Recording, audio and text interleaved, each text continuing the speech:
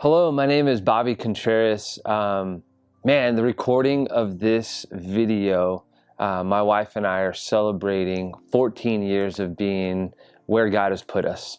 I think back to the moment we got married and moved from our hometown to the town that God called us to do ministry and life together. There's some vivid moments that I remember that she would make these comments and they bugged me so much. She would say, "Man, maybe we should visit home." Or, "It's been a long time since we've been home. Maybe we should go back and visit home." Now, at first I wouldn't say anything. I would just let it kind of stew inside of me. But then I snapped. I finally said it. We are home. We are married. We moved away from our family, from our friends. God called us to a new city, to a new town. We are home. I don't know if you ever feel like that, like where God has you right now, the season, the situation, the city. Is it home? Does it feel like home? Are you struggling with it being home? Let me say it this way. For such a time as this, where God has you right now, it's home. The good, the bad, the ugly, whether we like it or not, we are home. Now, in our hearts and in our minds, it's a whole nother ball game. It's a whole nother situation to find ourselves leaning in and finding our way home. So let me be the first to welcome you home. So welcome home. Glad that you're here.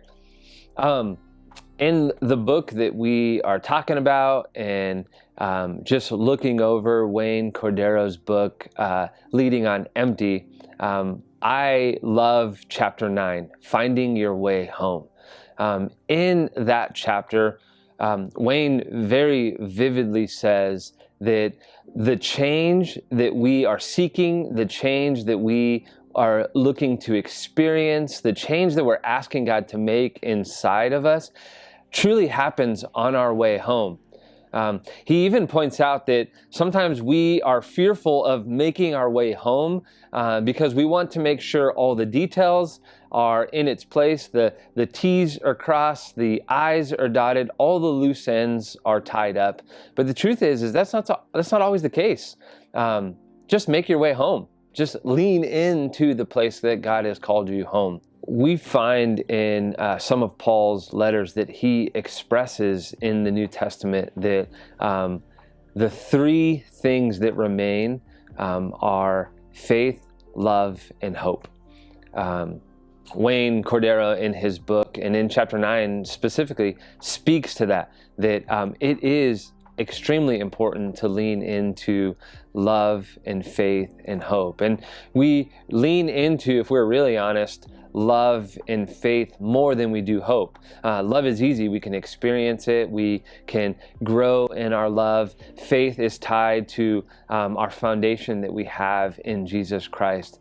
But hope is wearing. Hope is hard to lean into because hope doesn't always seem to be there.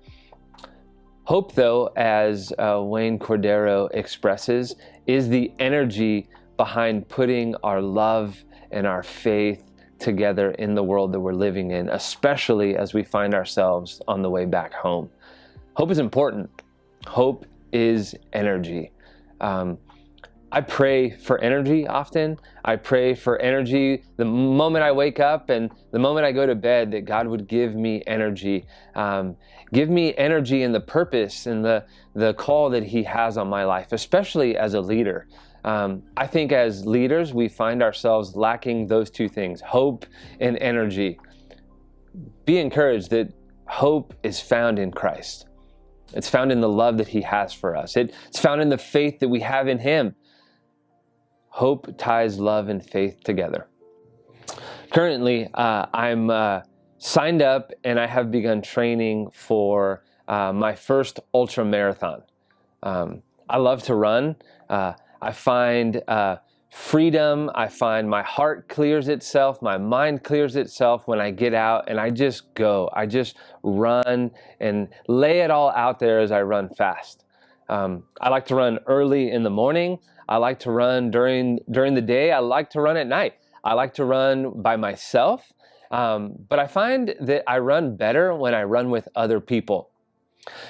In the 9th chapter, Finding Your Way Home, Wayne also expresses to us as leaders and as us as Christians, don't do this alone. Run with other people. Run home with other people. Now, this could be your spouse. This could be your friends. Wayne tells us in his book to find mentors or leaders that we can look to, that we can lean on in times where it seems that we are all on our own. In my training for this ultramarathon, I found that it is pretty hard and it's quite lonely at times. So I found some other people who have done ultramarathons. Here's the cool thing with ultramarathons. Ultra marathon means that you're going beyond the normal marathon mileage. And so 31 miles, 50 miles, 100 miles, those can be some lonely places. And so I found some friends of mine here in San Antonio that also have set out to do ultra marathons. And so I've been emailing, texting, calling, seeking advice, seeking help, looking not to do it on my own. I got an email recently from a friend of mine. His name is Aaron. Not only is he an ultra marathon runner, but he's also a pastor. He's also a leader in his ministry context. He wrote these words to me: ultra marathons explore the darker sides of life. And the truth is, sometimes you're going to want to give up. Don't give up. Remember your why and keep running. So if you don't hear anything, hear this from chapter 9. Finding your way home, you get to the dark of life. And that sometimes it seems like we're on our own. Remember your why. Remember the home that God has called you to.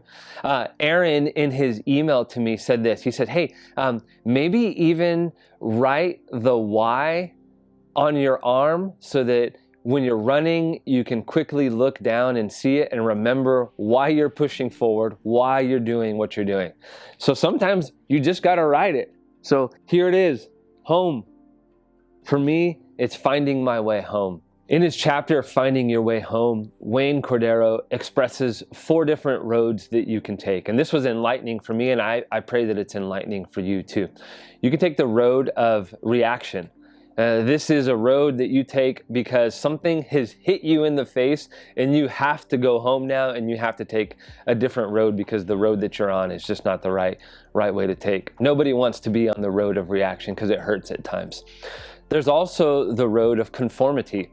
The world is going this way, so I might as well go that way too. That's not sustainable, and that's not always fun. The Bible speaks to this. Paul speaks to this. Don't conform to the patterns of this world. Be transformed by the renewing of your mind. So don't take the road to conformity. There's also the road of independence. We've spoke to this already. Sometimes we just want to find ourselves on our own island, be by ourselves, take our ball, pick it up, and go and play our own game by ourselves. That's way too lonely. That's way too scary. Don't find yourself alone. Lastly, Wayne Cordero speaks to the road that you and I should strive to take, and that's the road of intentionality. Be intentional with the road that you're on the way home. When you're intentional, you are mindful of who you're taking on the road with you. You're mindful of allowing love and faith to guide you and hope, the energy to get you where you're going home. Be intentional in your everyday. Be intentional as you wake up, as you go to sleep. Be intentional as you live in and throughout your day. We want to be on the road of intentionality. Wayne Cordero highlights a quote from J.W. Marriott. J.W. Marriott said, good timber doesn't grow with ease. The stronger the wind, the stronger the trees. I think it would be important to remember that emotional, spiritual, and even physical health doesn't happen overnight. It takes time. And even on the way home, we might have to stop. I think of my journey currently, there has been some times that I think God just allowed me an opportunity to stop, not to slow down, but to stop. A few years back, I was diagnosed with testicular cancer. My first response was, there's no way this could be happening. I'm probably the healthiest I've ever been. I found out on a Friday, and the doctor said that I would need to be in surgery Saturday. And my very first comment to him was, not on Saturday. Can we do Monday, because I need to preach on Sunday? Now, he conceded and he let that happen. I preached on Sunday, and then I went in for surgery on Monday. But why is that our first response? That we have to do something? God didn't need me to be there on that Sunday. God could have used somebody else, but often, if not most of the time, that is our response, that I need to. God needs me. I've learned from that. Now I'm extremely grateful that I got to have that Sunday before the Monday, if anything, because the congregation at my church spent some time in praying over me and my family, and that was everything that we needed for that moment. But thinking back, that's a bold comment to make for myself, that I need to be here, that God needs to use me, that I am in control. And the truth is I'm not in control. None of us are. The stronger the wind, the stronger the trees. Sometimes we're blown to and fro. Sometimes we're blown and knocked down. But I think it's important to be okay with those moments, knowing that we aren't in control at all, that it is God that's in control, even as we're finding our way home. One of the things that helps me is I don't like to drive the same way every day. I think we could get into a mundane routine and just take the roads that we take every day. We could probably almost do it blindfolded. So I would encourage you on your way home to take a different route. Kind of shakes things up. For me, it's a reminder of the destination is the same, but sometimes it takes different ways to get there, or creative ways to get there. It's not always the shortcut that's best. My daughters give me a hard time and they call it, Daddy's taking the long cut again. The long cut is so refreshing. The different detours and turns, it's worth it sometimes to take a different way home. The destination's the same, but the way you get there may be a little different. Home isn't necessarily the house that you find yourselves in, but it's the people who are in there with you. It's family. For me, for my wife, for our two daughters, we also find ourselves home when we climb. We love to climb together, whether that's bouldering in a bouldering gym, top roping, or lead climbing in a gym. Especially, we love to climb outside. Here's what I love about climbing.